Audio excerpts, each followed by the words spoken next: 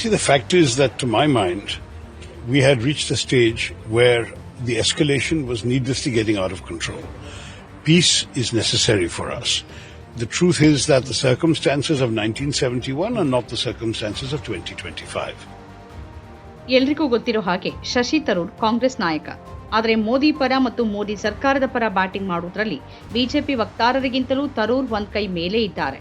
ಈಚಿನ ಕೆಲ ಸಮಯದಿಂದಲೂ ಅವರು ಮತ್ತೆ ಕಾಂಗ್ರೆಸ್ ನಾಯಕತ್ವವನ್ನ ಮುಜುಗರಕ್ಕೆ ಸಿಲುಕಿಸ್ತಾನೆ ಇದ್ದಾರೆ. ಈಗ ಆಪರೇಷನ್ ಸಿಂಧೂರ್ ವಿಚಾರವಾಗಿ, ಕದನ ವಿರಾಮ ಘೋಷಣೆ ವಿಚಾರವಾಗಿಯೂ ಅವರ ಹೇಳಿಕೆಗಳು ಕಾಂಗ್ರೆಸ್ ನಾಯಕತ್ವದ ನಿಲುವಿಗಿಂತ ಪೂರ್ತಿ ಭಿನ್ನವಾಗಿದೆ. ಕೇಂದ್ರ ಸರ್ಕಾರ ಪಾಕಿಸ್ತಾನದೊಂದಿಗೆ ಕದನ ವಿರಾಮ ಒಪ್ಪಂದ ಘೋಷಿಸಿದ ನಂತರ ಕಾಂಗ್ರೆಸ್ ಪಕ್ಷ ಸಾಮಾಜಿಕ ಜಾಲತಾಣಗಳಲ್ಲಿ ಮೋದಿ ಮತ್ತು ಇಂದಿರಾ ಅವರನ್ನ ಹೋಲಿಕೆ ಮಾಡಿ ಅಭಿಯಾನ ಪ್ರಾರಂಭಿಸಿತ್ತು. ಮೋದಿ ಅವರನ್ನ ಬಾಂಗ್ಲಾದೇಶ ವಿಮೋಚನಾ ಯುದ್ಧದ ಕಾಲದ ಇಂದಿರಾ ಗಾಂಧಿ ನಾಯಕತ್ವದೊಂದಿಗೆ ಹೋಲಿಕೆ ಮಾಡಿತ್ತು. ಆದರೆ ಅದಕ್ಕೆ ಪ್ರತಿಕ್ರಿಯಿಸಿದ ತರೂರ್ 1971 ಮತ್ತು 2025ರ ಸಂದರ್ಭಗಳು ಒಂದೇ ಅಲ್ಲ ಅಂತ ಹೇಳಿ ಕೇಂದ್ರ ಸರ್ಕಾರದ ನಿರ್ಧಾರವನ್ನು ಬೆಂಬಲಿಸಿದ್ದಾರೆ. 1971ರಲ್ಲಿ ಭಾರತ ಸೇನಾ ಕಾರ್ಯಾಚರಣೆ ಮೂಲಕ ಪಾಕಿಸ್ತಾನವನ್ನ 2 ಭಾಗಗಳಾಗಿ ವಿಭಜಿಸಿದಾಗ ಇದ್ದಂತ ಪರಿಸ್ಥಿತಿ 2025ರಲ್ಲಿ ಇಲ್ಲ ಅಂತ ಹೇಳಿದ್ದಾರೆ. ಸಂಘರ್ಷ ಮುಂದುವರಿಯೋಕೆ ಕಾರಣಗಳಿದ್ರೆ ಯುದ್ಧ ಮುಂದುವರಿಸಬಹುದಿತ್ತು. ಪೆಹಲ್ಗಾಮ್ ಭಯೋತ್ಪಾದಕ ದಾಳಿಗೆ ಪ್ರತೀಕಾರವಾಗಿ ಮೇ 7ರಂದು ಪ್ರಾರಂಭಿಸಲಾದ ಆಪರೇಷನ್ ಸಿಂಧೂರ್ ಮೂಲಕ ಭಾರತ ಈಗಾಗಲೇ ಭಯೋತ್ಪಾದಕರಿಗೆ ಪಾಠ ಕಲಿಸಿದೆ ಅಂತ ಹೇಳಿದ್ದಾರೆ. ಇದಲ್ಲದೆ ಎರಡೂ ದೇಶಗಳ ನಡುವೆ ಶಾಂತಿ ಸ್ಥಾಪಿಸುವಲ್ಲಿ ಅಮೆರಿಕದ ಪಾತ್ರವನ್ನು ಕೂಡ ತರೂರ್ ಸಮರ್ಥಿಸಿಕೊಂಡಿದ್ದಾರೆ. ತರೂರ್ ನಡೆಯನ್ನ ದಿ ಹಿಂದೂ ಪತ್ರಿಕೆಯ ಮಾಜಿ ಪ್ರಧಾನ ಸಂಪಾದಕ ಎನ್ ರಾಮ್ ಟೀಕಿಸಿದ್ದಾರೆ. ತರೂರ್ ಸರ್ಕಾರದ ಪರ ಕ್ಷಮೆ ಯಾಚಿಸೋರಂತೆ ವರ್ತಿಸುತ್ತಿದ್ದಾರೆ ಅಂತ ತಮ್ಮ ಎಕ್ಸ್ ಪೋಸ್ಟ್ನಲ್ಲಿ ರಾಮ್ ಟೀಕಿಸಿದ್ದಾರೆ. ಬಿಜೆಪಿಯ ನಿರೂಪಣೆಯೊಂದಿಗೆ ತರೂರ್ ಹೊಂದಾಣಿಕೆ ಬಗ್ಗೆ ರಾಮ್ ತೀವ್ರ ಕಳವಳ ವ್ಯಕ್ತಪಡಿಸಿದ್ದಾರೆ. ಕಾಂಗ್ರೆಸ್ ನಾಯಕರು ಮತ್ತು ಚುನಾಯಿತ ಪ್ರತಿನಿಧಿಗಳು ಸರ್ಕಾರವನ್ನ ಈ ವಿಷಯದಲ್ಲಿ ಪ್ರಶ್ನಿಸುತ್ತಿರುವಾಗ ತರೂರ್ ಸರ್ಕಾರದ ಪರ ಮಾತನಾಡ್ತಿರೋದು ಪಕ್ಷದ ನಾಯಕತ್ವವನ್ನ ಕೆರಳಿಸುವ ಉದ್ದೇಶಪೂರ್ವಕ ನಡೆಯಂತೆ ಕಾಣ್ತಿದೆ ಅಂತ ರಾಮ್ ಹೇಳಿದ್ದಾರೆ. ತರೂರ್ ಸತತವಾಗಿ ಕಾಂಗ್ರೆಸ್ ನಾಯಕತ್ವದ ವಿರುದ್ಧ ಮಾತನಾಡ್ತಾನೆ ಇದ್ದಾರೆ. ಕಾಂಗ್ರೆಸ್ ಅಧ್ಯಕ್ಷರಾಗಬೇಕು ಅಂತ ಅವರು ಖರ್ಗೆ ವಿರುದ್ಧ ಕಣಕ್ಕಿಳಿದು ಮುಖಭಂಗ ಅನುಭವಿಸಿದ್ರು.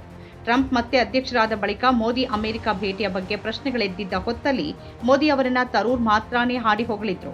ಈ ಹಿಂದೆ ರಷ್ಯಾ ಉಕ್ರೇನ್ ವಿಷಯದಲ್ಲಿ ಭಾರತ ತೆಗೆದುಕೊಂಡ ನಿಲುವನ್ನ ವಿರೋಧಿಸಿದ್ದೆ. ಪ್ರಧಾನಿ ಮೋದಿ ಅವರ ನಿಲುವನ್ನ ನಾನು ತಪ್ಪಾಗಿ ಭಾವಿಸಿದ್ದೆ. ಈಗ ನನಗೆ ನನ್ನ ತಪ್ಪಿನ ಅರಿವಾಗಿದೆ, ಮುಜುಗರವಾಗ್ತಿದೆ ಅಂತ ಹೇಳುವ ಮೂಲಕ ಶಶಿ ತರೂರ್ ಕಾಂಗ್ರೆಸ್ ಅನ್ನ ಇಕ್ಕಟ್ಟಿಗೆ ಸಿಲುಕಿಸಿದ್ರು. ತರೂರ್ ಹೇಳಿಕೆಗಳಿಗಾಗಿ ಕಾಂಗ್ರೆಸ್ ಮುಜುಗರ ಅನುಭವಿಸುವಾಗ ಅದೇ ತರೂರ್ ಹೇಳಿಕೆಯನ್ನ ಬಿಜೆಪಿ ಬಳಸಿಕೊಳ್ತಾ ಸಂಭ್ರಮಿಸ್ತಾನೇ ಇದೆ.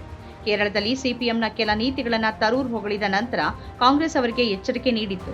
ಈಗದು ಮೌನ ವಹಿಸಿದೆ ಮತ್ತು ತರೂರ್ ಹೇಳಿಕೆಗಳನ್ನ ಸಹಿಸಿಕೊಳ್ತಾನೆ ಇದೆ. ಕಾಂಗ್ರೆಸ್ ಒಳಗಿದ್ಕೊಂಡೇ ಬಿಜೆಪಿಗಾಗಿ ಕೆಲಸ ಮಾಡೋರ ಬಗ್ಗೆ ಕಟುವಾಗಿಯೇ ಮಾತಾಡಿದ ರಾಹುಲ್ ಗಾಂಧಿ ಅದೇ ದೃಢ ನಿಲುವನ್ನ ತರೂರ್ ವಿರುದ್ಧ ತೋರಿಸ್ತಾ ಇಲ್ಲ. ಪಕ್ಷದಲ್ಲಿ ನಾಯಕತ್ವದ ಕೊರತೆ ಇದೆ ಅನ್ನೋವಲ್ಲಿವರೆಗೂ ತರೂರ್ ಮಾತಾಡಿದ್ದಾರೆ. ತಮಗೆ ಪಕ್ಷದಲ್ಲಿ ಸೂಕ್ತ ಸ್ಥಾನಮಾನ ಸಿಕ್ಕಿಲ್ಲ ಎಂಬ ಅಸಮಾಧಾನವನ್ನ ಹೊರ ಹಾಕ್ತಾನೆ ಇದ್ದಾರೆ. ಬಿಜೆಪಿಯನ್ನ ಎದುರು ಹಾಕಿಕೊಳ್ಳುವ ರೀತಿಯಲ್ಲಿ ಎಂದೂ ಮಾತಾಡದ ತರೂರ್ ಕಾಂಗ್ರೆಸ್ ನಾಯಕತ್ವವನ್ನ ಟೀಕಿಸೋದಕ್ಕೆ ಮಾತ್ರ ಹಿಂದೆ ಮುಂದೆ ನೋಡುವುದಿಲ್ಲ. ತನಗೆ ರಾಜಕೀಯ ಅನಿವಾರ್ಯವಲ್ಲ ಅಂತ ಹೇಳ್ತಾನೆ ರಾಜಕೀಯ ಮಾಡ್ತಿರುವ, ತನ್ನೆದುರು ಬಹಳಷ್ಟು ಆಯ್ಕೆಗಳಿವೆ ಅಂತಾನೆ ಕಾಂಗ್ರೆಸ್ ಒಳಗೆ ಉಳ್ಕೊಂಡು ಕಾಂಗ್ರೆಸ್ಗೆ ಧಕ್ಕೆ ಆಗೋ ಹಾಗೆ ಮಾತನಾಡುವ ಮತ್ತು ನಡೆದುಕೊಳ್ತಿರುವ ತರೂರ್ ಅವರನ್ನ ಕಾಂಗ್ರೆಸ್ ಯಾಕೆ ಸಹಿಸಿಕೊಂಡಿದೆ ಅನ್ನೋ ಪ್ರಶ್ನೆ ಏಳತ್ತೆ. ಎನ್ ರಾಮ್ ಅವರ ಮಾತು ಕೂಡ ಕಾಂಗ್ರೆಸ್ ಪಕ್ಷದೊಳಗೆ ಬೆಳೀತಿರುವ ಒಡಕನ್ನ ಎತ್ತಿ ತೋರಿಸತ್ತೆ. ತರೂರ್ ಮಾತುಗಳು ರಾಷ್ಟ್ರೀಯ ಭದ್ರತೆ ಮತ್ತು ರಾಜತಾಂತ್ರಿಕ ವಿಷಯಗಳಲ್ಲಿ ಪಕ್ಷದ ನಿಲುವಿಗೆ ವಿರುದ್ಧವಾಗಿದೆ. ಬಿಜೆಪಿಯ ಅಧಿಕೃತ ನಿಲುವಿಗೆ ಹೊಂದಿಕೆಯಾಗುವ ತರೂರ್ ಹೇಳಿಕೆಗಳಿಗೆ ಕಾಂಗ್ರೆಸ್ ಪಕ್ಷದೊಳಗೆ ತೀವ್ರ ಟೀಕೆ ವ್ಯಕ್ತವಾಗಿದೆ. ಹಲವಾರು ನಾಯಕರು ತರೂರ್ ನಡೆಯನ್ನ ಪ್ರಶ್ನಿಸಿದ್ದಾರೆ.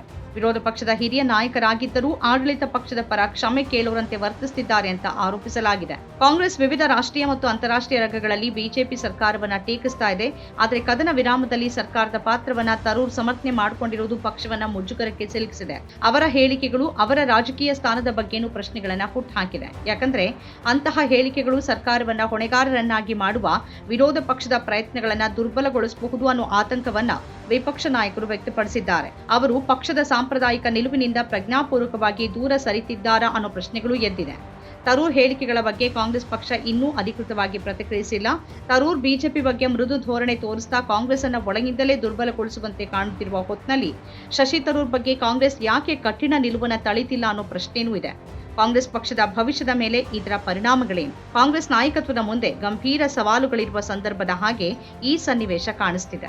ನಮ್ಮ ಕಾರ್ಯಕ್ರಮಗಳನ್ನ ನೀವು ನೋಡ್ತಾ ಇದ್ರೆ ನಮ್ಮ ಚಾನೆಲ್ ಅನ್ನ ಸಬ್ಸ್ಕ್ರೈಬ್ ಮಾಡಿ, ಪಕ್ಕದ ಬೆಲ್ ಐಕಾನ್ ಒತ್ತಿ ನಮ್ಮನ್ನ ಬೆಂಬಲಿಸಿ. ಹಾಗೆ ನಮ್ಮ ಕಾರ್ಯಕ್ರಮಗಳನ್ನ ಲೈಕ್ ಮಾಡಿ, ಕಮೆಂಟ್ ಮಾಡಿ, ಅದನ್ನ ಬೇರೆಯವರಿಗೂ ವಾಟ್ಸ್ಆಪ್ ಮೂಲಕ ಶೇರ್ ಮಾಡಿ. ನೀವು ಹೀಗೆ ಮಾಡಿದಾಗ ನಮ್ಮ ಚಾನೆಲ್ ಮತ್ತಷ್ಟು ಜನರಿಗೆ ತಲುಪಲು ನೀವು ನಮ್ಮೊಂದಿಗೆ ಸಹಕರಿಸಿದ ಹಾಗಾಗುತ್ತೆ. ಇದು ನೀವು ಯಾವುದೇ ಖರ್ಚಿಲ್ಲದೆ ಕೆಲವೇ ಸೆಕೆಂಡುಗಳಲ್ಲಿ ನೀಡಬಹುದಾದ ಸಹಕಾರ. ಧನ್ಯವಾದಗಳು.